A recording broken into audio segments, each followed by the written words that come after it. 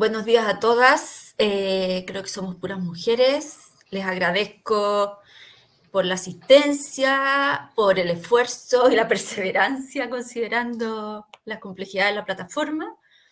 Espero que aunque seamos pocas podamos tener una buena sesión, conversar, discutir y avanzar en los debates del tema.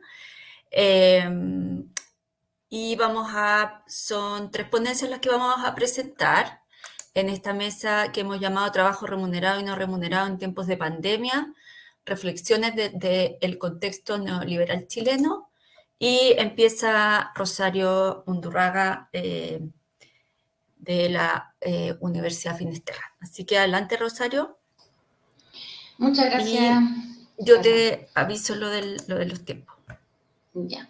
Muchas gracias, Cata, y bienvenidas a toda la audiencia que tenemos aquí, que somos un grupo pequeño, pero también pues, eso puede ser provechoso para poder conversar y discutir. Acordamos que vamos a hacer las 3 ponencias y después vamos a reunir comentarios, preguntas y observaciones para poder recogerlas al final entonces de las 3 preguntas. Lo que voy a presentar hoy día es un estudio que hice con Natalia López.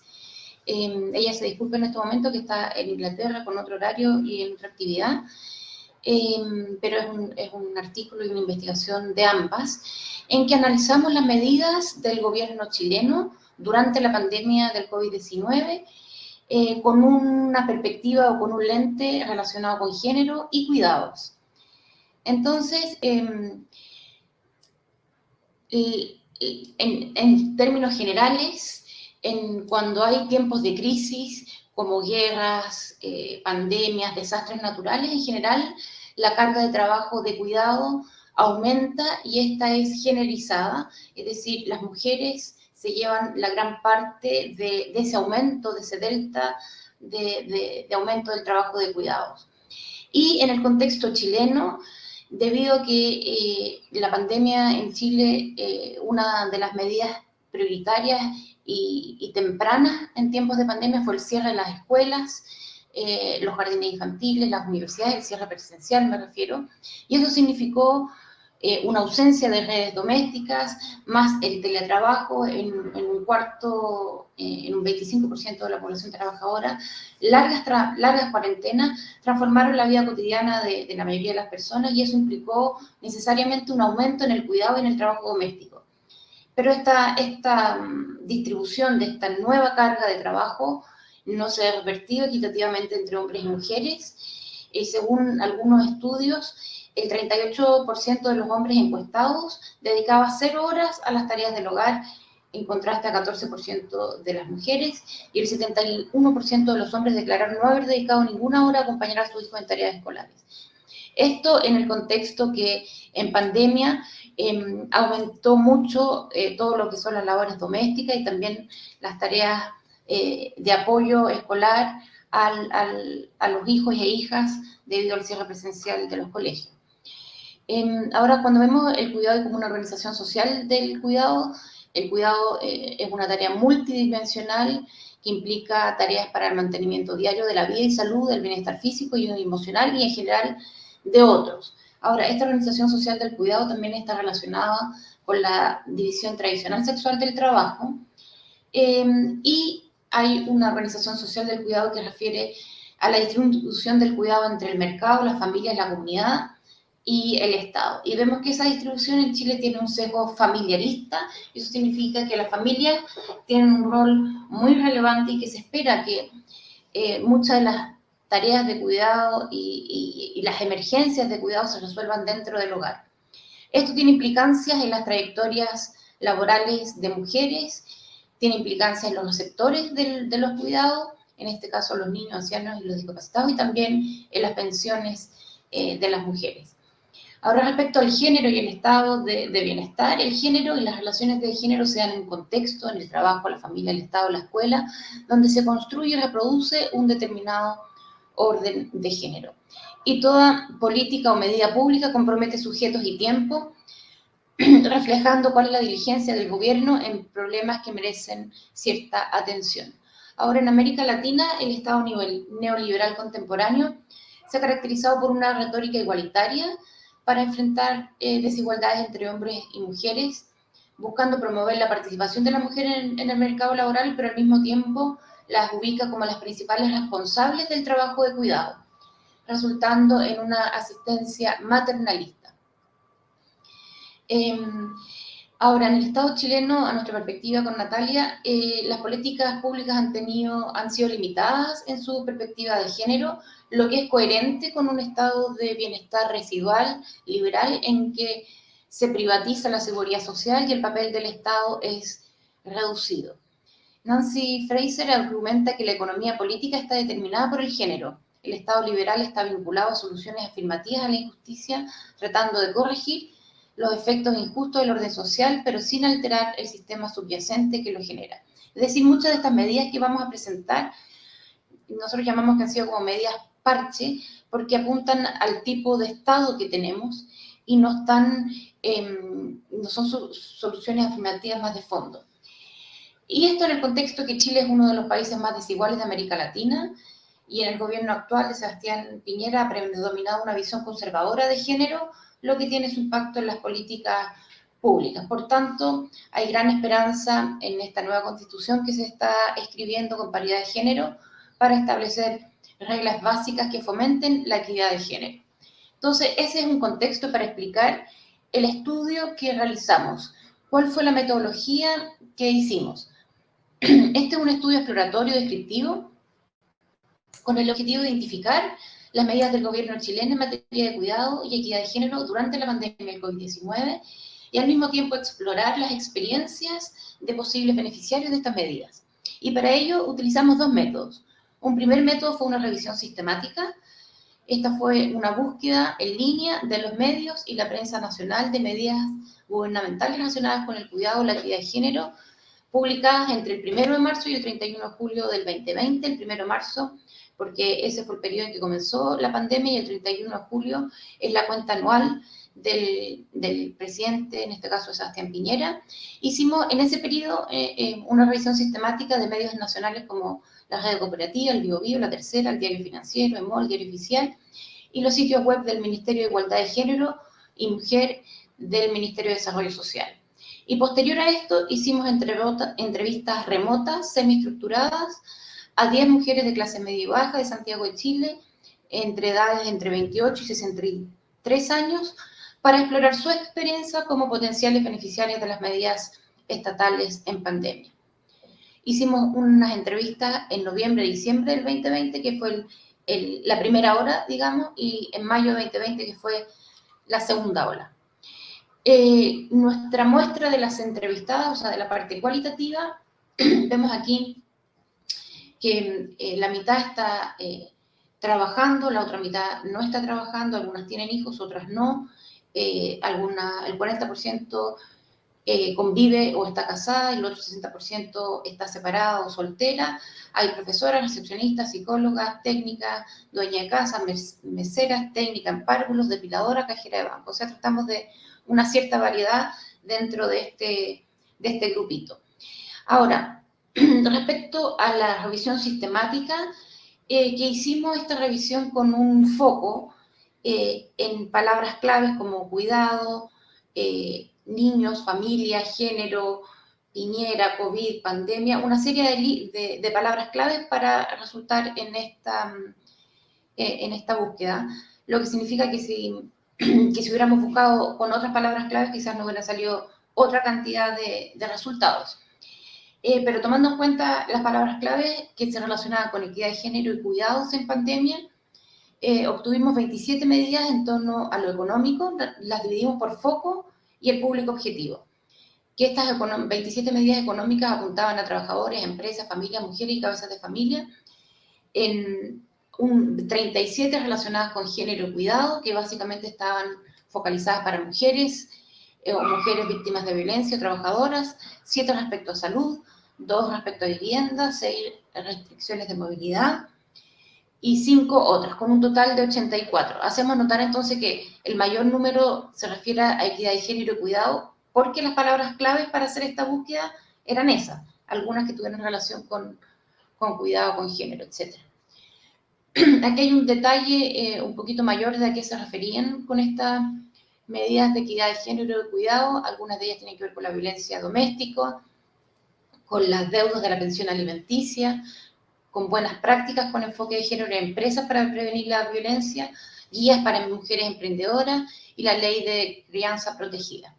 Dentro de las medidas económicas, el crédito Fogarte, los vouchers, los préstamos, la ley de protección del empleo, retiros del 10%, etc. Ahora, ¿cuál es nuestro análisis respecto a estos resultados? Nosotros creemos que al analizar todas estas medidas, vemos un claro sesgo o una mirada economicista. Existe un predominio de la perspectiva económica para el abordaje de los diversos problemas sociales, por ejemplo, la introducción de bonos estatales, el ingreso familiar de emergencia, o para aquellos que resultaron con reducciones salariales y cajas de alimentos. Sin embargo, un problema importante, sobre todo al inicio de esta pandemia, es que los requisitos y la cobertura por obtener estos beneficios era muy limitado. Así lo manifiesta una participante, la participante número 9, que es peluquera y depiladora, que tiene 41 años, separada con 2 hijos de 10 y 15 años. Y ella dice, la mayor dificultad han sido las largas cuarentenas y la situación laboral, porque trabajo de forma independiente. El mío es un trabajo manual, doy una atención personalizada, trabajo con el cuerpo. Nosotros somos independientes, el local, y si trabajamos, ganamos. Si le damos el servicio al cliente, ganamos dinero, si no, no obtenemos nada. Vivimos basadas en el día y no hemos podido trabajar durante muchos meses hasta ahora. Nadie ha pensado en las peluquerías, las costureras y las tiendas que están por aquí que brindan ese tipo de servicios. No sé si el gobierno ha pensado en la situación de los trabajadores independientes, que también pagamos nuestros impuestos. Seleccionamos esta cita porque también hay una parte importante de todas aquellas trabajadoras que sus trabajos son presenciales y que implican el cuerpo. Entonces, no pueden ser brindados ni a distancia ni el teletrabajo. Entonces, las largas cuarentenas tuvieron un impacto importante para ellas. Bueno, y otro punto muy importante ha sido el retiro de los fondos de la AFP, que actualmente está en discusión el cuarto retiro, y lo vemos como una de las acciones más relevantes para afrontar la crisis, ha sido la aprobación del primer, segundo y tercer retiro del 10% de los fondos de pensiones. Esta acción ha sido ampliamente utilizada por la población. El gobierno en un principio no ha apoyado el uso de estos fondos de pensiones individuales, sin embargo no ha ofrecido beneficios consistentes y predictivos para abordar la crisis económica. Una psicóloga de 63 años, soltera sin hijos, dice: gané la mitad de mi salario en marzo, abril nada, mayo nada. Junio comencé a trabajar e ir al centro de terapia, arriesgándome, pensando, no voy a conseguir otro trabajo. Todo el mundo está desesperado por conseguir un trabajo. ¿Dónde encontraré trabajo? Así que seguí adelante. Miré las medidas del gobierno, pero no pude aplicar a ninguna. No pude solicitar el préstamo. Posteriormente surgió la posibilidad de retirar dinero de la AFP. Eso no es una ayuda del gobierno, ese es mi dinero. Eso no es ayuda en absoluto. No lo veo como una ayuda, es el dinero de cada persona, nuestros ahorros. No lo veo como ayuda del gobierno, lo veo como que ya no podían decir que no. Y ese ingreso familiar de emergencia, no sé si alguien de mi barrio lo recibió. No lo sé. Todo lo que sé es que es una miseria. Ahora, una tercera medida relevante ha sido la ley de crianza protegida que beneficia a los padres o cuidadores, madres de niños en edad preescolar, en que se le extiende el postnatal y se le incluye la ley de protección de empleo a padres y madres con hijos nacidos después del año 2013. Aquí hay un enfoque familista y la división sexual del trabajo se observa ampliamente. El cuidado se desarrolla en la esfera privada, es un tema personal que debe resolverse individualmente o dentro de la familia. Y, por ejemplo, cuando le preguntamos a una mesera que está desempleada, de 28 años, que convive con 2 hijos de 2 y 10 años, al preguntarle en quién se ha apoyado durante estos tiempos difíciles de pandemia, ella dice: en mi pareja, mi familia, mi madre y mi hermano. Han sido mi pilar fundamental. No han dejado de trabajar, como yo. Creo que falta apoyo para la gente que está en la casa. Creo que no se tiene en cuenta que la gente está sin trabajo, sobre todo las madres que deben quedarse en casa, obligadas por las clases online. Esto que las escuelas están cerradas, entonces nos contaba que su hijo de 2 años, a quien había puesto en la sala cuna, estuvo una semana en la inducción, se cerró. Ahora tiene 2 y el colegio de la niña aún no abre, entonces también sigue en casa. Y esto también ha tenido implicancia en las tareas domésticas, las necesidades escolares de los niños, el cuidado de los ancianos y el apoyo emocional de los miembros de la familia recayeron principalmente en las mujeres. Esto ocurrió en un país que implementó una de las cuarentenas más largas del mundo. Esta misma participante continúa. Perdí mi trabajo durante la época del estallido social, en diciembre de 2019. Solía trabajar como mesera en una cafetería en el aeropuerto. Y le preguntamos, ¿has buscado trabajo después de eso? No, inscribí a mi hijo pequeño, fue una semana, esto es lo que les comentaba. Y la guardería cerró debido a la pandemia. Por eso no he buscado trabajo. Yo tengo que cuidar a los niños, mi hija tampoco va a la escuela, las escuelas están cerradas, las guarderías están cerradas y no tengo con quién dejar a mis hijos. Así que no puedo trabajar. Entonces, ya a modo de discusión y conclusiones, vemos que estos datos, tanto cuantitativos como cualitativos, muestran el contexto de un Estado liberal en que la falta de un marco de políticas públicas orientadas a la protección social ha generado un escenario de improvisación durante la pandemia. El gobierno ha implementado un mosaico de medidas focalizadas en vez de políticas universales y sólidas de equidad de género. Disculpen aquí el ruido ambiente.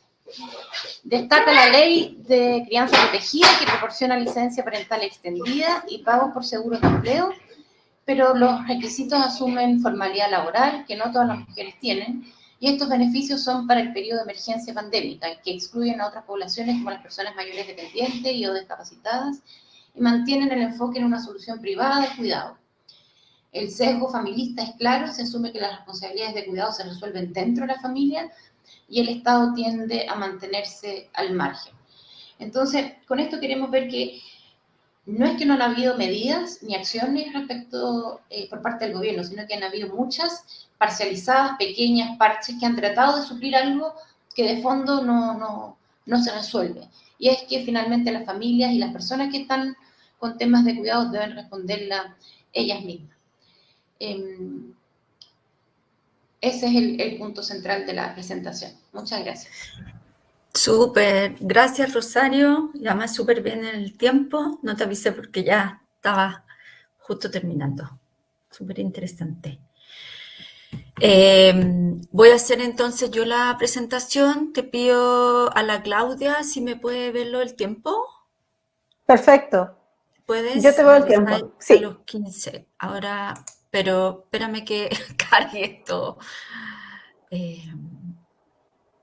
A ver, vamos que se puede.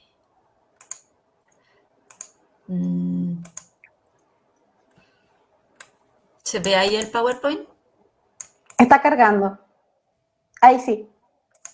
Sí, se ve. Sí, profe. Sí, ya, gracias. No las veo ustedes, así que, pero voy a darle y cualquier cosa me dicen, ¿ya?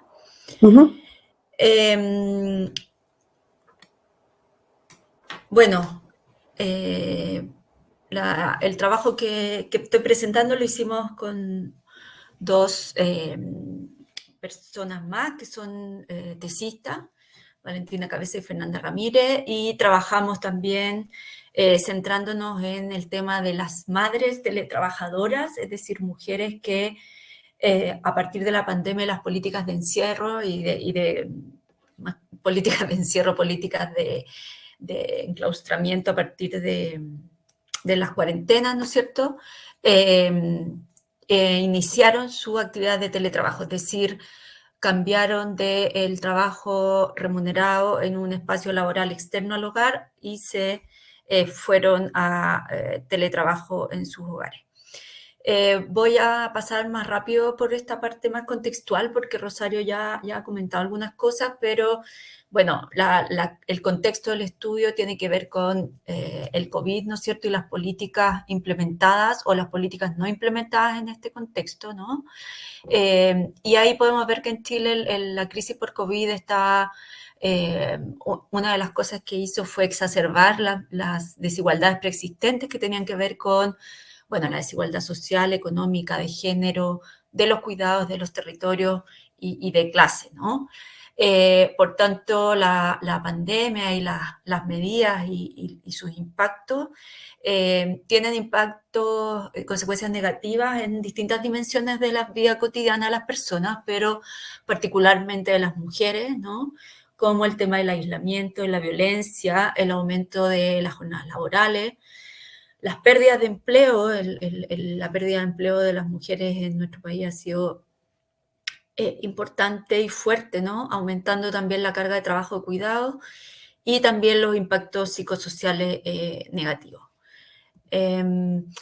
Como elementos o datos de desigualdad en Chile globales, ¿no? Para quienes no conozcan quizás la realidad chilena, es uno de los países con mayores niveles de concentración de la riqueza, con mayor brecha de ingresos entre el 10% más rico y más pobre, con una alta brecha salarial entre hombres y mujeres, y con el quinto lugar en el mundo entre las naciones con mayor diferencia de sueldo entre géneros, ¿no? Como veíamos en la ponencia anterior, bueno, ha habido impacto en las medidas, específicamente en el caso de las mujeres, ¿no? Y uno de estos impactos ha sido claramente el aumento de las labores de cuidado, según uno de los informes que se han hecho a partir de encuestas en el periodo de pandemia, el 2020, entre la Universidad de Chile y el Ministerio de Salud. Más del 63% de las personas señala haber aumentado el tiempo diario que dedica a cuidar, y dentro de esas personas las mujeres lo han hecho en una proporción mucho más alta que los hombres, y además las mujeres han dedicado gran parte de ese tiempo de cuidado al cuidado de niños, ¿no? En ese sentido, otra encuesta muestra que las mujeres han cuidado a niños y niñas en un 51% más que en el caso de los hombres. En este contexto, una parte importante del trabajo se empieza a realizar como teletrabajo. Ahí hay que aclarar, sí, que no es el teletrabajo entendido de una manera organizada, con capacitaciones, etcétera, como uno puede pensar en un teletrabajo como parte de una estrategia empresarial o laboral, digamos, planificada, sino que en realidad es un teletrabajo en contexto de emergencia, ¿sí? Y eso claramente se da en las distintas experiencias que han tenido hombres y mujeres respecto a cómo se implementa este teletrabajo, ¿sí? En marzo de este año, el 29% de las empresas declararon haber adoptado medidas de teletrabajo, alcanzando un 22,4% de los trabajadores de las empresas. También si retrocedemos al inicio de la pandemia, el teletrabajo había estado en un 5% de la fuerza laboral y llegó a casi el 30% en junio del 2020, cuando fue la etapa más dura, digamos, del confinamiento. El teletrabajo se concentró en sector de información y comunicaciones, enseñanza, suministro de electricidad y gas, actividades financieras, ¿no? Y las mujeres principalmente en sector de comunicaciones, enseñanza y actividades financieras y seguro. En términos del impacto del teletrabajo en la vida de las mujeres, bueno, hay algunos trabajos, artículos que se han centrado en eso, pero algunas cosas que llaman la atención es que, bueno, se han detectado mayores niveles de ansiedad, sentimiento de soledad y depresión, más que en los padres, ¿no? Y las mujeres han asumido en mayor porcentaje que los hombres este sistema, ¿no? Las mujeres también reportan que en mayor medida que los hombres, ¿no? Que una de las dificultades del teletrabajo es tener que compatibilizar el trabajo remunerado con las tareas del hogar en su vida cotidiana. Centrándonos en algunos sectores, hay un estudio sobre teletrabajadoras de servicios públicos, ¿no? Que plantean algunos datos interesantes, señalando, por ejemplo, que el trabajo de cuidados aumentó de manera importante en este escenario y que estas tareas son llevadas a cabo principalmente por ellas en este marco, ¿no? De división sexual del trabajo, pero también de políticas, como veíamos en la ponencia de Rosario, de políticas con corte economicista, familista, donde se pone la gestión del riesgo y la gestión de la emergencia en la familia y particularmente en las mujeres. Entonces, en este contexto nos preguntamos por las estrategias que desarrollan madres de hijos e hijas menores de 14 años que teletrabajan remuneradamente de forma remota para llevar a cabo las tareas de cuidado, así como el trabajo remunerado en el contexto de las medidas sanitarias frente a la pandemia. Elegimos madres de hijos de esta edad porque se supone que los niños, se considera que los niños de 14 años en adelante tienen mayor autonomía, ¿no? y necesitan menos cuidado y atención, cuestión que bueno, que se puede cuestionar, pero ese fue el límite que pusimos de edad. Y nos interesaron entonces la estrategia, pero también las posibilidades o los espacios de resistencia que ellas podían o no desarrollar, ¿no? Para ello desarrollamos una metodología cualitativa con entrevistas semiestructuradas en modalidad online que se hicieron por Zoom, ¿no? A mujeres teletrabajadoras de distintas ocupaciones entre 29 y 54 años. Los criterios de selección fueron madres que vivieran con hijos hasta 14 años, que fueran teletrabajadoras a partir del confinamiento de marzo del 2020, y establecimos para ello un criterio intencional y fueron seleccionadas mujeres con diversas ocupaciones también, ¿sí? Abarcando a mujeres del sector educativo, profesoras, secretarias, profesionales del área empresarial, del comercio y las finanzas, profesionales del sector público y periodistas. Hicimos 18 entrevistas semiestructuradas y un análisis categorial y una codificación orientada por la teoría fundamentada. Y bueno, dentro de los resultados, al igual que algunos estudios que se han hecho, ¿no? Coincidimos en algunos elementos que llaman la atención respecto de estas modalidades y respecto del impacto de estas medidas de confinamiento, que también hay que decir que varían un poco en términos de la temporalidad, ¿sí? Es decir, en marzo del 2020, cuando se decretan las primeras medidas, hay una situación crítica y bastante caótica, diríamos, en general en las entrevistadas respecto de cómo se organiza el trabajo doméstico y el trabajo remunerado, que eso va cambiando en el tiempo, ¿sí? Es decir, hay una trayectoria, podríamos decir, respecto de esas labores, ¿no? Y respecto de las formas de organización. Pero vamos a principalmente destacar las cuestiones que nos llamaron la atención, más que ir por etapas, pero sí es importante decir que ha habido distintas etapas en estos acomodos y en esta estrategia. Una de las cuestiones que aparece evidente son los cambios y acomodos en el espacio de trabajo, ¿no? Muchas de las mujeres, digamos, todas las mujeres tuvieron que adaptar su espacio familiar y su espacio en el hogar para desarrollar el teletrabajo.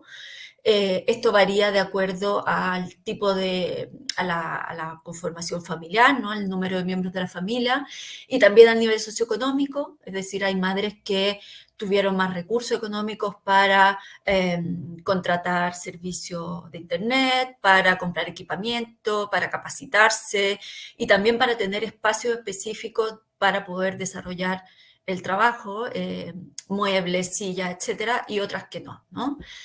Aquí puse abajo las viñetas, digamos, los párrafos por si quieren ir leyendo, porque no alcanzo a leer cada una de lo que señalan las mujeres. Entonces me voy a concentrar más en los resultados más globales.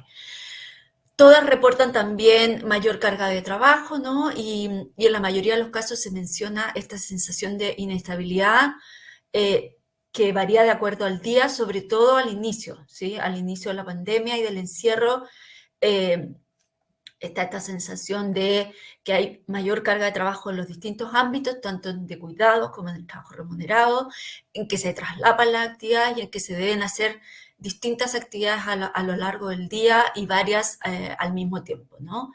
Y también, por tanto, la extensión de la jornada de trabajo, donde hay esta idea del trabajo sin fin, que se ve de manera mucho más exacerbada, que empieza mucho más temprano y termina mucho más tarde, y que son distintos tipos de actividades que, si bien es una cuestión característica de las mujeres con empleo, digamos, fuera del espacio laboral, esto de estar en trabajando remuneradamente y pendiente del hogar, ¿no? Esto se exacerba mucho más en este contexto en donde el espacio se acorta y se entremezcla, ¿no?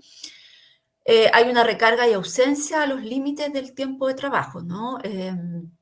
Entonces hay una cuestión también de límites propios y de la empresa o de los lugares de trabajo que se difuminan, ¿no? Entonces, si bien antes había espacios de, por ejemplo, de almuerzo o de traslado que en algunos momentos se pueden ver como positivo en el contexto actual, pero permitían hacer determinados cortes, por así decir, en la jornada. Hoy en día no es así, ¿no? Y se entremezclan todos esos tiempos, ¿no? Y también hay autoexplotación, digamos, y ausencia de límites propios en la medida que hay personas que trabajan mucho más extensamente por el miedo también a la pérdida de empleo. Por supuesto, hay un aumento de las tareas de cuidado y trabajo remunerado en múltiples actividades, ¿no? Lo que decíamos en términos de distintas tareas que se hacen al mismo tiempo, la sensación de que no se termina nunca de ordenar, de hacer tareas de cuidado, de terminar el empleo y los trabajos, y eso amplía muchísimo a lo largo del día los tiempos que las mujeres dedican al empleo, y ahí destaca también que se prioriza en general por las tareas de cuidado y de apoyo a los hijos más que el empleo. Entonces se empiezan a dejar las tareas del trabajo remunerado para mucho más tarde. Entonces vemos que hay un tema de multiactividad, ¿no es cierto? Y se traslapan las actividades con los distintos tipos de exigencia, ¿no? Las actividades de limpieza, alimentación, cuidados, a la vez que se buscan equilibrar con las tareas de empleo remunerado.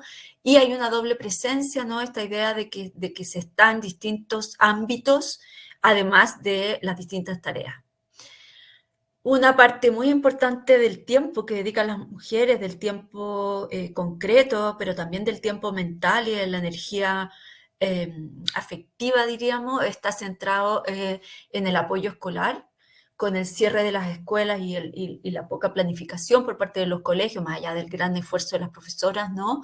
Hay una recarga muy grande respecto del apoyo escolar de las madres, ¿no? Y eso implica cuestiones muy concretas, como conocer las tareas escolares, conocer el material, el calendario escolar, estudiar los contenidos. Había algunas madres que se dedicaban a estudiar los contenidos ellas para después enseñarle a los hijos, otra madre que juntaba a los compañeros y a sus hijos para enseñarles a todo el curso, porque ella era profesora, entonces aprovechaba esta instancia. En fin, hay una serie de experiencias y testimonios, digamos, de mujeres y de todas las estrategias que usan para este apoyo escolar. Hay dentro de otras estrategias, bueno, hay el acomodo de los horarios de trabajo, lo que decíamos de extender la jornada laboral, también de concentrar, ok, Claudia, las actividades remuneradas en los momentos que los hijos están ocupados, ¿no? Y también las estrategias de poner algunos límites en el empleo, ¿no? Tratar de limitar algunas y de hacer algunas conversaciones respecto de los horarios de reuniones, por ejemplo, o del tipo de trabajo que se entregan, etcétera, aunque esa negociación, esa conversación con los empleadores también se hace difícil y no hay mucha comprensión, y eso es bien aleatorio, ¿no? Depende en el fondo de la disponibilidad de los jefes o jefas para poder tomar estas medidas. Y también, bueno, hay consecuencias en la salud mental, ¿no? Y hay estrategias de vincularse con otros, mantener las redes familiares y de amistad, aunque no en todos los casos es posible. Hay también bastante aislamiento en el caso de las mujeres.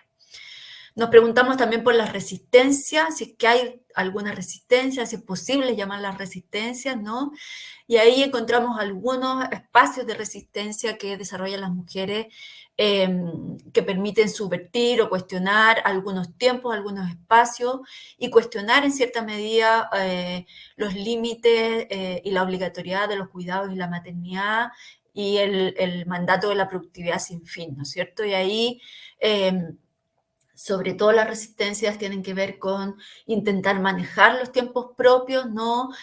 Aprovechar los permisos para salir, para darse una vuelta, para ver a algún familiar o para ver alguna amiga, ¿no? Para dar una vuelta y caminar. Y también algunos espacios temporales de darse tiempos propios para descansar o para hacer otro tipo de actividades que son tiempos para una. Como comentarios finales, bueno, la idea está de que el contexto es sobre todo, digamos, un contexto de políticas muy individualizadas, también en este marco neoliberal, ¿no? Que pone la responsabilización de los cuidados en la familia, en el individuo y en las mujeres. Hay en este contexto sobrecarga, ¿no? En los distintos ámbitos y las mujeres resienten esto, lo que implica una exacerbación de las desigualdades y los mandatos de género. Y un cambio también en las condiciones de las mujeres de vuelta al ámbito doméstico y reconfiguración de las relaciones de poder y algunas posibilidades de resistencia que las mujeres desarrollan sobre todo de manera individual. Gracias.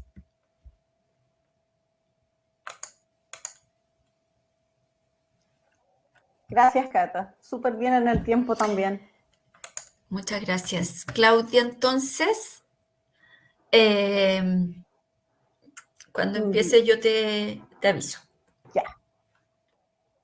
Sí. Dame un segundito para ver el tema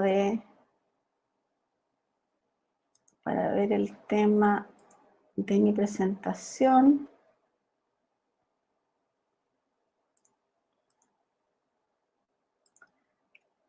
¿La ven? ¿Pueden ver la presentación? Sí, sí la vemos. Sí, súper. Ya. Ya, Sí. súper. Yo no las veo a ustedes, así es que, Cata, tú me avisas. Sí. Ya, perfecto. Bueno, yo voy a presentar un trabajo que realicé entre octubre y febrero de este año, entrevistando a mujeres teletrabajando, pero la particularidad es que estas teletrabajadoras son teletrabajadoras no calificadas. Entonces, lo que intento ver aquí es un poco la caracterización de las condiciones laborales de estas trabajadoras no calificadas, que, como bien decía Catalina y Rosario, tienen que enfrentar las mismas condiciones, digamos, de precariedad en términos de los apoyos al cuidado, de falta de políticas públicas, etcétera, pero que además se encuentran en una situación de precariedad tal vez un poco más profunda que las profesionales. Bueno, en la parte de introducción me voy a saltar algunas cosas que ya se han dicho. Lo primero es que el teletrabajo en realidad ha sido definido de múltiples maneras. El teletrabajo refiere al desempeño de labores vinculadas con el trabajo remunerado fuera de las instalaciones de la empresa o de la organización. Y esto tiene que ver con una serie de modalidades, digamos. En el caso de los estudios que estamos presentando ahora, se refiere al teletrabajo o al trabajo remoto desde el hogar, ¿no? Desde el hogar y además full time. Muchos de los trabajadores, de los teletrabajadores que eran considerados como teletrabajo previo a la pandemia, también incluían trabajadores part-time. Lo particular de esta modalidad durante el COVID es que todos los trabajadores que no perdieron el empleo y que además podían ser trasladados a esta nueva modalidad lo fueron. Y en este caso, muchas trabajadoras en el ámbito de servicio no calificado fueron también trasladadas a este trabajo remoto. Entonces, no se refiere solamente, y en este caso en particular, no nos referimos a los profesionales, que han sido el grupo más estudiado y el grupo que en general se ha concentrado digamos, en la audiencia o en el público objetivo del teletrabajo y de los estudios del teletrabajo. Estas son trabajadoras, como digo, no calificadas en el ámbito de servicios. Y una cuestión interesante es que la literatura, previo a la pandemia, digamos, la literatura existente identificaba el teletrabajo como una ventaja importante para las mujeres, porque culturalmente las mujeres tenemos la responsabilidad, la carga del trabajo reproductivo, y supuestamente el teletrabajo entonces nos iba digamos, ayudar a compatibilizar las labores remuneradas y de cuidado. Lo que en la última década se ha identificado, y esto incluso previo a la pandemia, es que al revés de lo supuesto, el teletrabajo no contribuye a este balance, sino que genera mayores tensiones para definir los límites entre el trabajo remunerado y el trabajo reproductivo. Lo que ocurrió durante la pandemia, y ya lo han dicho mis colegas, es que los sistemas que existían, los sistemas familiares, digamos, que existían para equilibrar el trabajo remunerado y el trabajo reproductivo, se vinieron abajo. Y esto afectó principalmente a las trabajadoras. Como han dicho mis colegas, exacerbaron las desigualdades sociales y de género en particular, ¿no? Aquí, en realidad, la pandemia lo que hizo fue exacerbar estas desigualdades, perdón, y además hacer evidente este choque constante, digamos, en esta negociación que realizan las trabajadoras, que realizamos las trabajadoras, y que tiene que ver con un constante, digamos, balance o maniobra para compatibilizar distintos ideales, ¿no? Un ideal del trabajador que está totalmente comprometido con su empleo, y el ideal de la maternidad, que supuestamente implica una atención sin fin de los hijos o de los dependientes. Entonces, dentro de estos estudios, incluso desde la partida, digamos, de los estudios de teletrabajo en pandemia, ha habido poca atención a las trabajadoras de baja calificación, y en general porque se asume un poco que no hay tanta atención, no hay un igual peso en el caso de las trabajadoras de poca calificación en este balance de trabajo remunerado y del cuidado, porque existe una priorización de estas trabajadoras por la familia. Y eso en general en la literatura, al menos anglosajona, donde se asume el familismo de las mujeres de clase trabajadora, o sea, de mujeres en general que ocupan estos empleos de baja calificación, donde en realidad se identifican más con la familia que con el trabajo. Entonces, no hay una atención tan detallada o tan detenida en el balance que realicen en las negociaciones y las estrategias que realizan estas mujeres para desarrollar tanto sus labores remuneradas como sus labores reproductivas. Entonces, lo primero que quiero destacar es que esta mirada, digamos, de las trabajadoras no calificadas como familistas, debiese en primer lugar considerar la disponibilidad de redes de apoyo con las que cuentan las mujeres, además de los bajos salarios que reciben estas trabajadoras, el contexto normativo, los aspectos culturales y la ausencia del Estado, antes, digamos, de calificar las razones que están detrás de esta preferencia por la maternidad. ¿A qué me refiero con esto? Me refiero, por ejemplo, a que en el contexto chileno, como ya se ha mencionado, las leyes laborales tienden a disminuir las capacidades de los trabajadores de reclamar o de incluso de poner, digamos, en el tapete ciertos derechos que les son reconocidos, porque tienen una condición extremadamente precaria que es profundizada por la ausencia de sindicatos. El plan laboral digamos, que se implementó en Chile en el año 79 continúa siendo el telón de fondo de la ley laboral hoy día.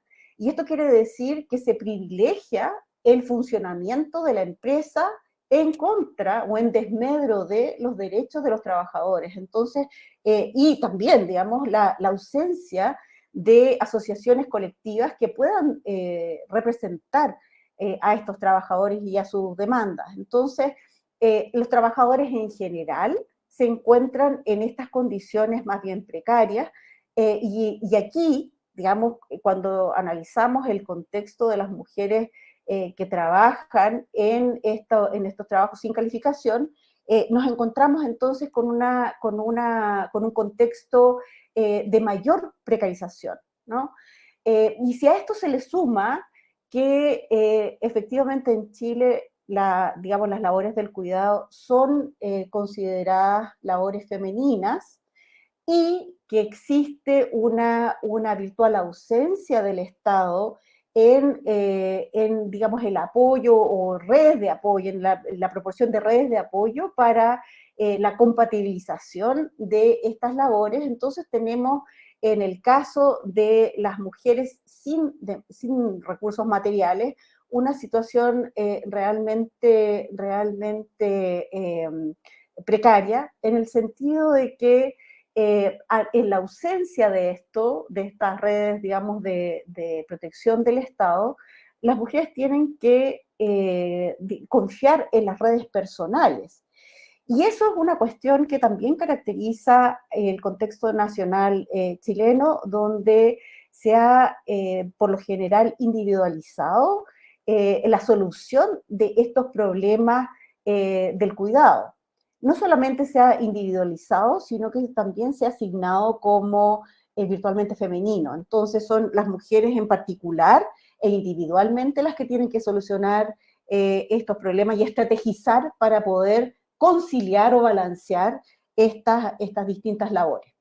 Y esto lo digo en general, también para un poco hacer la introducción de cómo esto puede afectar con mayor fuerza al grupo de mujeres que no tiene recursos materiales para acceder al mercado y, digamos, contratar este apoyo con el que no cuentan de parte del Estado. Esta situación, por supuesto, se vio profundizada durante la crisis sanitaria, como ya se ha dicho, por el cierre de las escuelas y de las guarderías.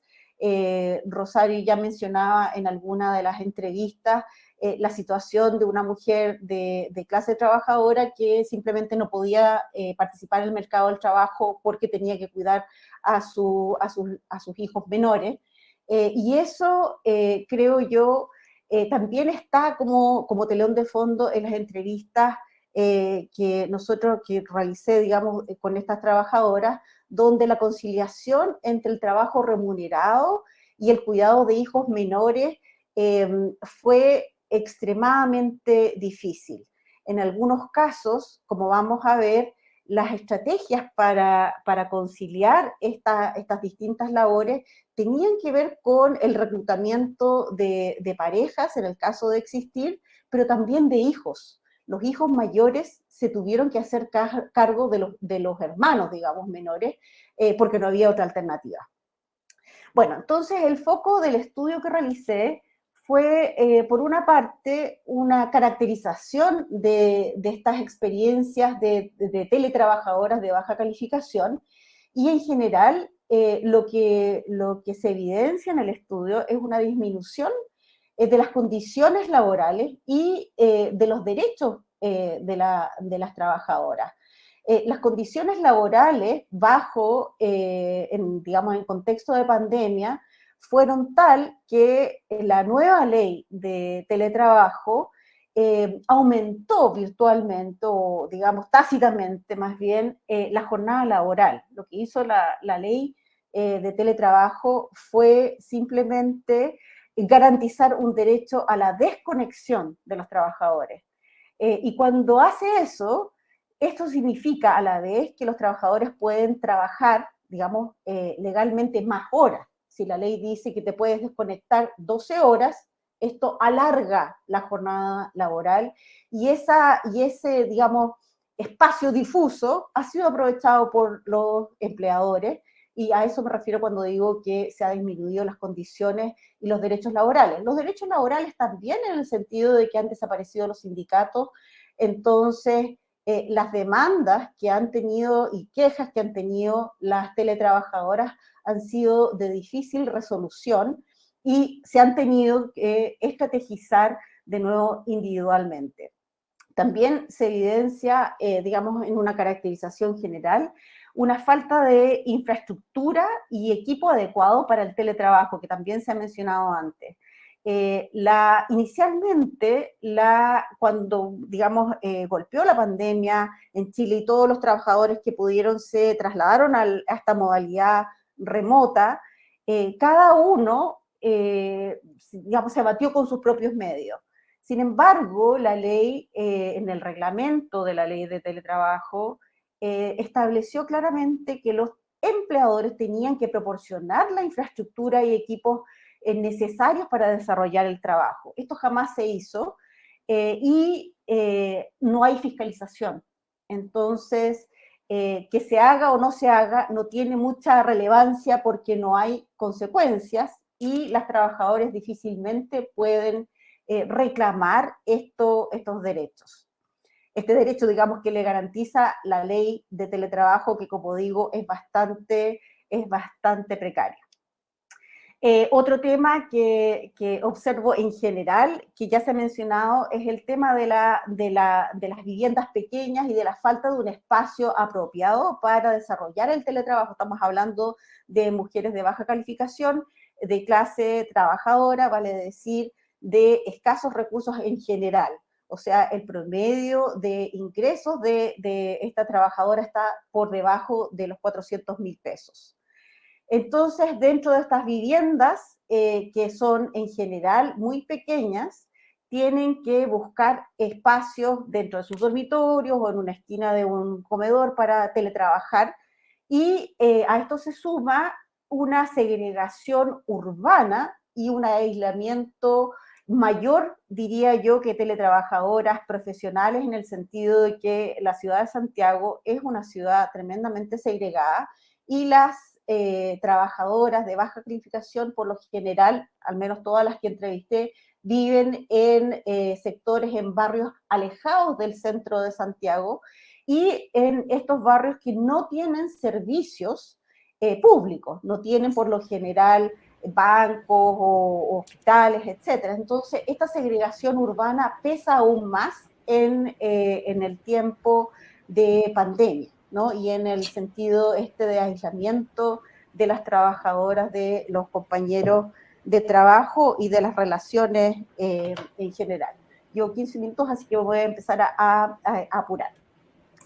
La muestra son 15 entrevistadas, ahí están las edades entre 25 y 59 años, todas en teletrabajo no calificado, algunas con hijos, la mitad casi con hijos menores de 15 años, y se realizaron las entrevistas por la plataforma Zoom durante el confinamiento.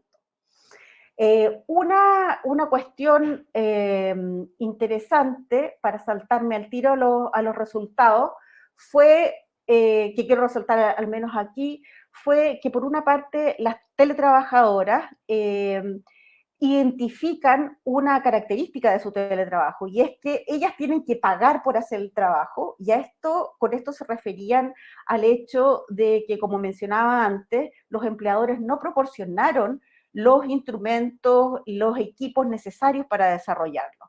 Solo 2 entrevistadas recibieron una silla, digamos, de oficina, ninguna recibió un escritorio, ni materiales, ni los costos que implica el aumento del gasto de luz, etcétera, ni del internet, de ningún servicio. Entonces, cada cual se tuvo que autoproveer de los equipos necesarios para desarrollar su trabajo.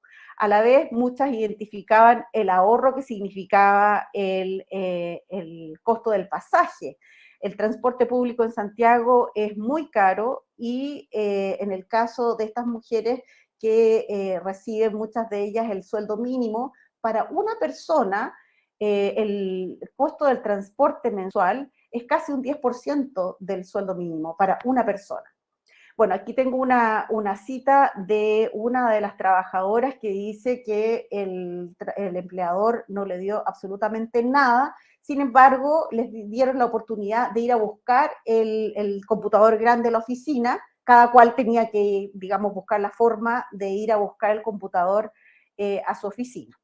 Bueno, eso es una de las características, digamos, que encontré en la muestra, pero más interesante es el tema de estas ganancias, si ustedes quieren, en términos de el compartir la carga reproductiva. Y aquí hay una ganancia mínima, pero hay una ganancia. Hay un trabajo de renegociación, de redistribución de la carga doméstica y del cuidado con parejas e hijos. Ahora, no siempre es pacífica, pero existe.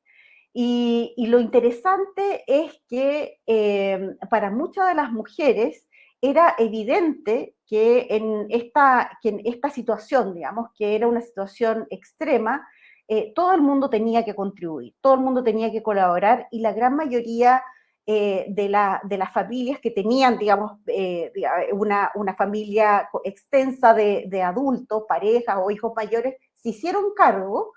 Y lo interesante, sin embargo, es que se estableció una nueva normalidad, ¿no? Cada cual tenía una tarea dentro del hogar, y sin embargo, para las parejas, las tareas compartidas del cuidado y del trabajo doméstico se limitaban al tiempo en que no estaban trabajando, ¿no? Cuando tenían que volver al trabajo o cuando encontraban un nuevo trabajo, paraban absolutamente la contribución en estas labores reproductivas, y sin embargo las mujeres tenían que continuar haciendo ambas.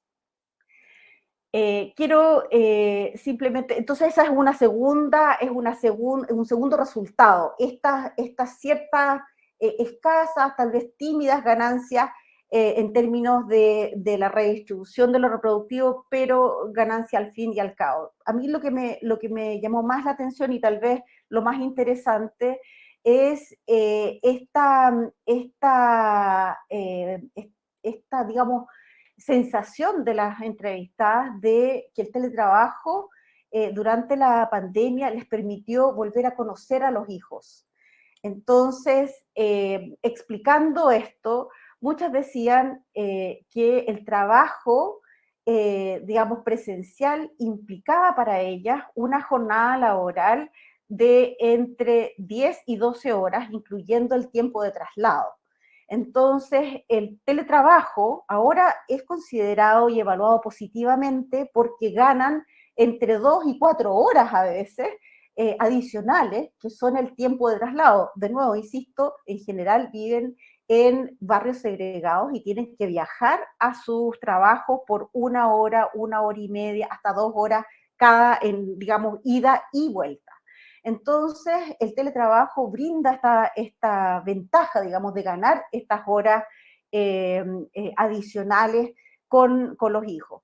Y ahí, aquí tengo una cita que es bien decidora, donde esta entrevistada dice que de repente como que despierta cuando está teletrabajando y dice, trabajaba como un robot y no me daba cuenta que no tenía ningún contacto con mis hijos, etcétera, y ahora se quedaría, aunque tuviera que seguir pagando por internet y los servicios básicos, se quedaría teletrabajando, que no entiende por qué tiene que volver al trabajo presencial, y que en su trabajo son 25 personas y que ninguna quiere volver a trabajar presencial, excepto una persona que es el único hombre. Todas las mujeres se quieren quedar teletrabajando por esta nueva conexión que tienen con los hijos, de nuevo, fundamentalmente porque en el trabajo presencial no tienen, digamos, una jornada que les permita siquiera tener una relación, digamos, cercana con ellos. Entonces, concluyendo, me parece a mí que esta relación no comprometida, que en general se identifica a las mujeres de clase trabajadora con el trabajo remunerado, no es, digamos, no deriva del familismo de las mujeres, o porque no exista, digamos, esta necesidad de conciliar o de balancear el trabajo y la vida, sino que tiene más bien que ver con digamos, contexto socioeconómico, estructural, donde las condiciones sociales no están dadas para que las mujeres trabajen asalariadamente y realicen también sus labores domésticas y del cuidado. Entonces, más que una tendencia, comillas, natural hacia la familia, es una condición socioestructural que direcciona o delimita esta, comillas, preferencia por el trabajo maternal. Bueno, lo dejo hasta ahí porque hay mucho más, pero podemos verlo en la etapa de pregunta y respuesta. Muchas gracias. Muchas gracias, Claudia. Gracias a todas. No sé si Rosario está por ahí.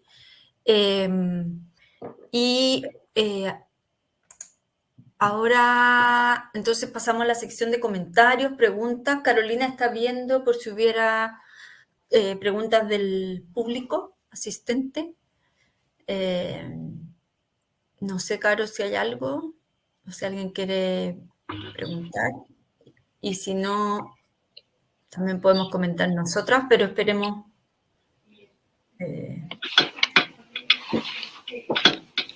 Sí, ahí Sandra Leiva dice que tiene unos comentarios. Podría compartir. Ok, Sandra, a ver, ¿tienes audio? Sí. Dale. Sí, tengo audio, lo abrí. Oye, chicas, qué buen panel, las felicito. Yo dije, bueno, en mi ámbito quiero asistir, pero no sabía que lo iba a pasar tan bien escuchándolas. Están súper interesantes las investigaciones. De hecho, les voy a pedir el PowerPoint, ¿ya? Y después, si alguna de ustedes me quiere mandar algún borrador, si lo has puesto en algún congreso, una ponencia, igual lo recibo, ¿ya? Para leerlo, para citarlo, para reflexionarlo. Tengo 3 comentarios, ¿ya? Primero, las emociones, ya que las tocó Cata Arteaga en relación a que algunas cuidadoras se habían sentido, trabajadoras domésticas, perdón, cuidadoras, o sea, las mismas mujeres que hacían teletrabajo, habían sentido una sobrecarga y se habían sentido ansiosas, ¿no? No sé si deprimidas, pero bueno, todo un componente emocional debido a la sobreexigencia del trabajo. Y ahí yo quisiera relevar el componente emocional del trabajo de cuidado, porque el trabajo de cuidado, sabemos que según Battiani, tiene un componente material, porque hay que realizar un trabajo, tiene un componente de costos, costo económico, porque si tuviera que realizarlo a otra persona se le pagaría, de hecho se le paga a veces a otra persona cuando lo realiza, y tiene un componente afectivo. Y el componente afectivo del trabajo de cuidado no ha sido tan investigado.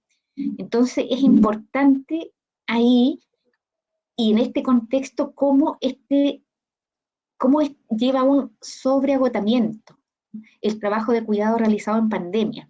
Entonces, no solamente que las emociones en el sentido de que, ok, vamos a cuidar al niño, lo vamos a bañar, le vamos a dar comida, ternura, afecto, lo escucho, le doy contención, sino que lo que implica para la persona estar 24/7 haciendo este trabajo de cuidado y cómo la lleva a ella a caer en una sobreexigencia de trabajo, de cuidado emocional brindado, ¿ya? No creo que se llegue al síndrome de la cuidadora, ¿ya? Pero sí en esa dirección, ¿no? De un sobreagotamiento por estar 24/7 disponible para los niños y para la familia, para la contención de la pareja, que también salió por ahí. Otro comentario que tengo, también habló la Cata acerca de la vuelta al ámbito, vuelta al ámbito doméstico de la trabajadora, ¿no? Que el espacio que se había ganado, la participación económica femenina, que implica relativamente una relegación de las tareas domésticas propiamente tales, y cómo se retrocede, ¿ya? Y esas tareas que las hace escasamente el varón, de acuerdo a los datos que presentó Rosario, ¿no? Unos datos bien impactantes, que el hombre hacía como 0% en relación a cuidado de niños, atención a niños, y de como, ¡oh! Y bueno, entonces quiero decir ahí la importancia de la trabajadora doméstica remunerada, ¿no? Antes, esta participación laboral femenina se facilitaba bastante porque se realizaba una contratación de una trabajadora doméstica remunerada. Entonces, cuando se tiene, la mujer va al trabajo, etcétera, le cocinan, hacen el aseo, le ven a los niños, etcétera. ¿Ya? Delega varias funciones, no todas obviamente, pero sí varias, ¿eh? Y ahora, en este contexto de pandemia, que ya no está la trabajadora doméstica remunerada, ¿no? Por las puertas afuera, por el riesgo que hay, entonces cómo eso repercute, ¿no? Repercute en la reorganización de su tiempo con la de su pareja, ¿ya? Porque su pareja nunca estuvo acostumbrado, ¿ya? A asumir, y entonces cómo esta trabajadora doméstica se puede transformar a la vez que un apoyo para la mujer que trabaja, se transforma a la vez en un agente que dificulta la participación de los hombres en las tareas de cuidado, ¿ya? Y que se ve ahora cuando se va la trabajadora doméstica. Y el tercer comentario que tengo se refiere al familismo, ¿no? Y a los comentarios sobre ello que realizó Claudia, ¿ya? Cómo este familismo pareciera notarse más en las trabajadoras de baja calificación, ¿no? Trabajadoras, mujeres que realizan teletrabajo, que son de la clase trabajadora, ¿ya? La verdad es que este familismo, pienso yo, no es que se desarrolle más en estas mujeres, se desarrolla también en las mujeres profesionales de clase media y clase media alta, porque ellas tienen la posibilidad de contratar a la trabajadora doméstica, ¿ya? Entonces, este familismo se da en los dos tipos de mujeres, con diversas calificaciones, con diversos ingresos, solo que una es apoyada por este trabajo doméstico remunerado y la otra no es apoyada por él. Bueno, eso más o menos son los comentarios, interesantes tematizarlo y comentarlo. Gracias. Muchas gracias, Sandra, por estos comentarios. No sé si vamos respondiendo, porque no sé si hay otras preguntas, Carolina. Parece que no. ¿Puedo partir yo con los comentarios? Después Claudia, si quieres, después Rosario, si quieres. ¿Te parece? Bueno. La Rosario está muteada. Rosario está muteada. Ya, ahí. Sí, buenos temas pone Sandra, el tema de las emociones. Da pa otra ponencia también, ¿ah? Porque no es que no era un tema, sino que fue uno de las partes de los ejes de la entrevista tenía que ver con salud mental, y salieron bastantes cosas interesantes respecto a los cuidados, a las tensiones y a lo que eso les provocaba y a todo lo que implicaba la gestión, ¿no? La gestión y las estrategias para compatibilizar y hacer frente a este conflicto, trabajo, cuidado, trabajo remunerado. Y las mujeres usan distintas estrategias, y eso creo que también tiene que ver con el nivel socioeconómico de estas mujeres en general. No todas, pero varias usan o van a, por ejemplo, ejercicio físico, se metieron a hacer ejercicio, otras usan o, digamos, empiezan a tener terapia psicológica. Entonces, usan algunos recursos como para hacer frente a eso, ¿no?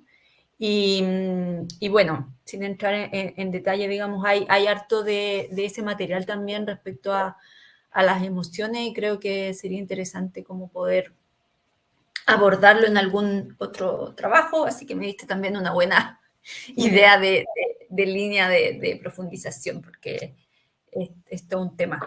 Y respecto al tema del trabajo doméstico, mira, yo creo que, me imagino que por la edad de las mujeres, o por el grupo socioeconómico, o porque las abuelas estaban antes disponibles, no hay muchas que tenían servicio doméstico antes, por lo menos de los casos que nosotras entrevistamos. Sí tenían redes con familia, abuelas sobre todo, algunas, pero pocas servicio doméstico más permanente, ¿no? Y es interesante ahí, y quizás ahí vincularlo con un comentario que quería hacer con la Claudia, respecto a las negociaciones con los otros en la familia, ¿no? O sea, me llamó la atención que la Claudia pusiera eso, que claro, a nosotros nos apareció, pero no se daba demasiado, ¿no? O sea, muy conflictivo, mucho conflicto, pero también mucho de, ya, lo hago sola nomás y es así, o asumo que lo tengo que hacer sola. Poca incorporación también de los hijos, aunque hay algo de eso también. O sea, me parece interesante como tema también para profundizar esto de las relaciones de poder y de negociación al interior del hogar, ¿no? Que también creo que sería otro tema interesante. Pero respecto claro, al trabajo doméstico, no es algo que apareció mucho. Eso quería comentar. Claudia. Bueno, gracias. También quiero comentar algo sobre las emociones, aunque no fue exactamente dirigido a mi ponencia. Lo que quería comentar es que el tema de las emociones, comparto que es un tema que amerita otra mesa, digamos, otro panel. El tema de las emociones salió fuertemente en las entrevistas y de hecho esta sección, que es la sección principal y que no alcancé a desarrollar muy bien, que es la final, esto de reconectarse con los hijos, salió en la parte de la entrevista que tenía que ver con las emociones, con las sensaciones del teletrabajo, ¿no? Las mujeres, digamos, desde la emoción decía, bueno, volví a conocer a mis hijos. Entonces hay una conexión, digamos, emocional que las hace repensar su rol como trabajadora remunerada.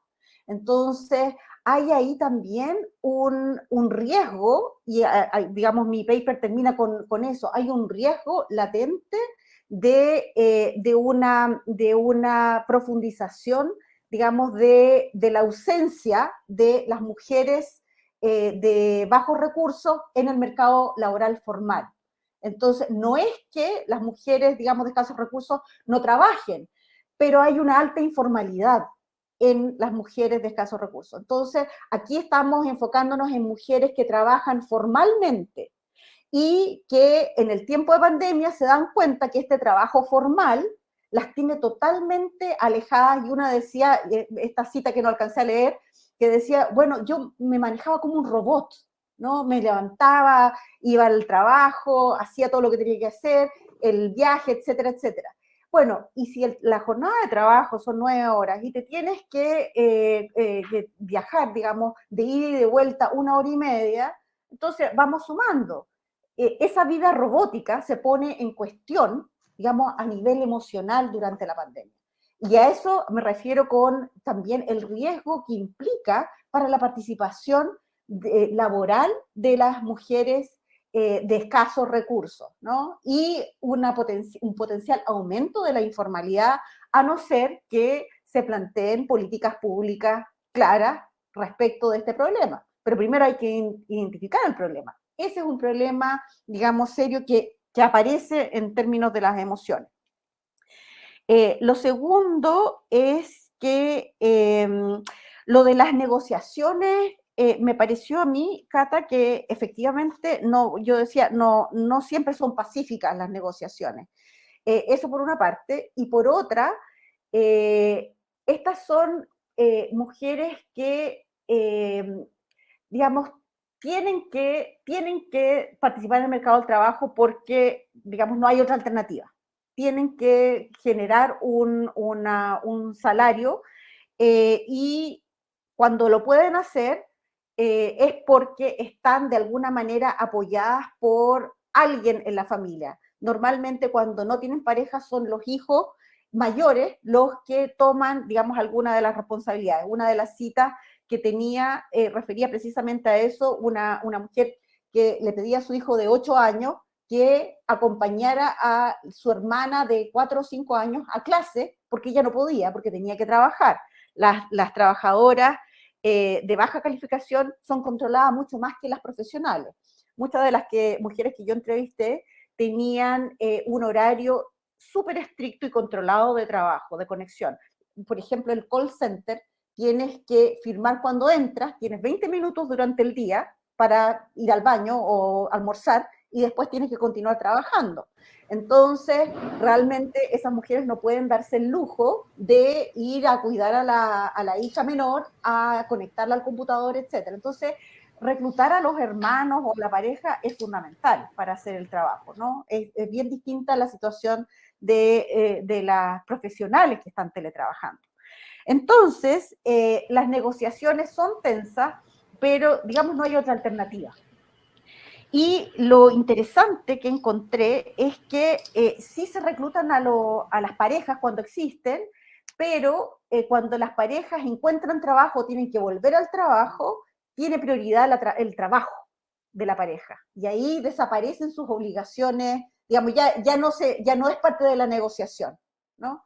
Entonces, eso ocurre, digamos, en muchos de los casos en que las parejas o los maridos estaban con suspensión de contrato o estaban desempleados, derechamente. Cuando encontraban trabajo de nuevo, se acababa toda la responsabilidad. Y las mujeres tenían que asumir ambas, ¿no? La tarea del cuidado y las tareas del trabajo reproductivo. Y lo último, respecto del familismo, a mí me parece que efectivamente el familismo existe no solamente en las mujeres de clase trabajadora, lo que pasa es que las mujeres de escasos recursos participan muy poco en el mercado laboral, ¿no? Y una de las explicaciones que se ha dado es que, bueno, privilegian la familia más que el mercado del trabajo. Hay una identificación con la familia más que una identificación como la trabajadora. Y eso puede bien ser, pero lo que yo digamos, complemento, y esto no es, digamos, solamente lo que sale de esta investigación, sino que ha sido discutido, es que estas mujeres de baja calificación efectivamente se reencuentran con la familia y quieren, digamos, dar un giro. Hay un giro hacia la maternidad, pero que está condicionado por estos factores políticos, económicos, fundamentalmente políticos, ¿no? Porque no hay una política de apoyo al cuidado y la carga cultural signa el trabajo del cuidado femenino. Entonces, si tienes que, digamos, tienes que desarrollar ciertas tareas del trabajo reproductivo con cero apoyo, digamos, de políticas hacia el cuidado, evidentemente eso restringe las posibilidades de identificación más allá del ámbito reproductivo. Entonces, no es que esté, digamos, negando esta tendencia hacia el familismo, sino que lo que estoy diciendo es que no hay una sobreidentificación con un esquema de género tradicional, sino que más bien hay un contexto sociocultural que delimita las posibilidades de las mujeres de clase trabajadora. Eso es lo que quiero decir. Muy bien, gracias. Ahora, Rosario, ahora sí puedes. Ahora tengo audio, esta plataforma parece que no me quiere, pero me salí, me conecté tres usuarios al mismo tiempo y ahí sí. Así que quiero agradecerle las ponencias de Claudia y Catalina, que están súper buenas, y los comentarios de Sandra. Que Sandra, sí, efectivamente, en las participantes a quienes entrevisté aparecía fuertemente el tema emocional, en el sentido de que se sentían exhaustas, agotadas, Y aquí es interesante la lista del trabajo reproductivo y lo que se discute conceptualmente, que incluye el trabajo doméstico por un lado y el trabajo de cuidado por el otro. Porque el cansancio que emerge o que relatan mis participantes al menos es a partir de ambos o de uno de ellos, en el sentido que hay muchas personas que están agotadas, pero por el trabajo doméstico que ha significado la pandemia de estar en casa, de todos los requerimientos sanitarios, de higiene, de cocinar más, y en suma a eso las labores de cuidado. Y este comentario que decías interesante, Sandra, sobre las trabajadoras domésticas, también hay que unir lo que emerge la relevancia del cuidado en pandemia, sobre todo por la ausencia total de las otras redes, o sea, el hecho de que los colegios estén cerrados, que ojo, que los adultos mayores, las madres, abuelas que tienen un rol muy importante en Chile con esto del confinamiento y de las medidas muy restrictivas, sobre todo para los mayores de 75 años que no podían salir de la casa, hizo que las familias que se apoyaban mucho en las abuelas tampoco pudieran tener ese recurso. O sea, fue un coartar todas las estrategias y redes que tenían para poder hacer y desenvolver los distintos roles. Entonces, sin duda, concuerdo contigo que emerge la relevancia del rol de la trabajadora particular y de cómo el trabajo de cuidado y el trabajo doméstico se mantiene femenino, que ahora que no está la trabajadora doméstica, ahora que pasa a la abuela, o si no está la abuela, no está en el colegio, se sobrecarga a la mujer madre.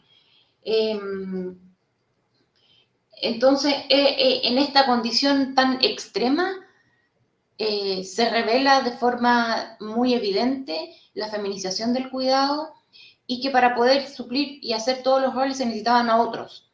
Ahora, estos otros eran todos familisticos, porque las personas que tenían trabajadoras domésticas les pagaban de su bolsillo. Las personas que resuelven con una vecina, que también el rol de los vecinos y las vecinas es importante, pero en pandemia el hecho de que estaban todos como inseguros o cualquiera puede ser sospechoso COVID, entonces tampoco se podía delegar o confiar o apoyarse en otras figuras. Ahora, respecto a la presentación de Claudia, creo muy importante esto, Claudia, que mencionaste sobre estas preferencias de las mujeres no calificadas hacia la familia o la creencia de aquello.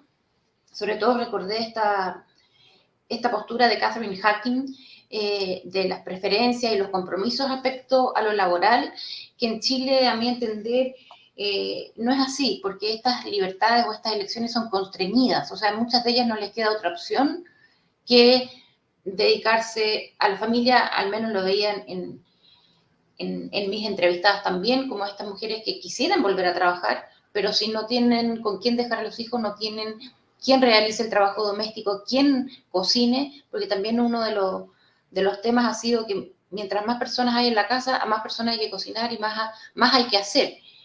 Entonces también no es que sea por naturaleza esta idea de abocarse a la familia, sino pareciera que no hay estructura para poder tener los distintos roles. Entonces, en otro estudio que yo hice sobre trayectorias laborales también muestra lo mismo que el tuyo, Claudia, que mujeres de baja calificación efectivamente han tenido que tener una trayectoria improvisada dependiendo de los eventos y sucesos que suceden en sus familias, porque no hay otra fuente en la cual puedan apoyarse. Y esto también lo uno con lo que muestra este estudio de las revisiones sistemáticas de las medidas del Estado, que se requiere un Estado más sólido, más fuerte, que apoye estas otras posibilidades y redes y la urgencia de que los colegios sean presenciales. Y que ahora, ya que varios han abierto, todavía está muy tímida el reingreso, sobre todo los colegios municipalizados, el ingreso masivo de los estudiantes y todas las cosas emocionales, los efectos en salud mental que esto va a tener, además de los contenidos, etc. Entonces, agradecer, Sandra, que tocaste varios puntos que son que convergen con nuestras 3 presentaciones. Eso. Súper, muchas gracias. Caro, ¿hay alguna pregunta o comentario? Perdón. No, estoy viendo el chat y Q&A y no. Ya. Igual estamos en el tiempo, colega. Yo igual creo que ha sido una mesa interesante, breve, pero interesante, que coincidimos en hartas cosas. Podríamos ver algunos vínculos para poder hacer algunos artículos si es que no están muy recargadas, aunque está difícil el año. Porque creo que igual hay especificidades, pero hay hartas cosas que uno pudiera comparar o profundizar, ¿no? A propósito también de las cosas que decía Sandra. No sé si quieren agregar algo más.